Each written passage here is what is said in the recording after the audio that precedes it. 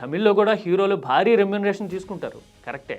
కానీ అది fixed numbers ఉంటాయి. ఇప్పుడు విజయ్ లాంటి వాడు చేశాడు అనుకోండి, ఆస్టానిషింగ్ ఫిగర్స్ కనపడుతూ ఉంటాయి. 150 కోట్లు 200 కోట్లు అని చెప్తూ ఉంటారు.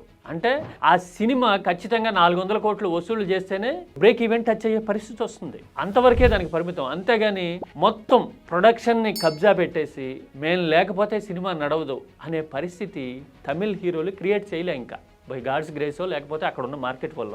ఇక మలయాళం అయితే పక్కా బ్యూటిఫుల్. కేరళ ఎలాగైతే గ్రీనరీతో న్యాచురల్గా ఉంటుందో వాళ్ళ సినిమా కూడా అంతే బ్యూటిఫుల్గా ఆర్గానిక్గా ఉంది ఇప్పటికీ.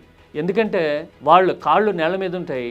మమ్ముట్టి, మోహన్ లాల్ లాంటి సీనియర్ హీరోలు కూడా 70 ఏళ్ళు దాటిన వాళ్ళు కూడా సంవత్సరానికి 3-4 సినిమాలు తీస్తూ ఉంటారు. అవి కూడా మామూలు సినిమా కాదు. మమ్ముట్టి, మోహన్ లాల్ చూస్తే మనకు అర్థమైపోతుంది. నలిగిలు లుంగీలు కట్టుకుని రోడ్డు పక్కన టీ తాగే క్యారెక్టర్లు ఉంటాయి వాళ్ళవన్నీ.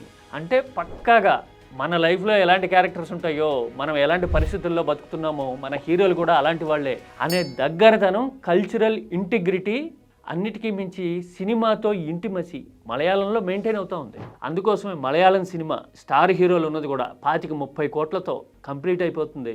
వాడు 100 కోట్లు వసూలు చేశాడంటే మౌత్ ఫుల్ ఆఫ్ ప్రాఫిట్స్ అనమాట. దానివల్ల ఇంకొక 5-6 సినిమాలు తీస్తారు.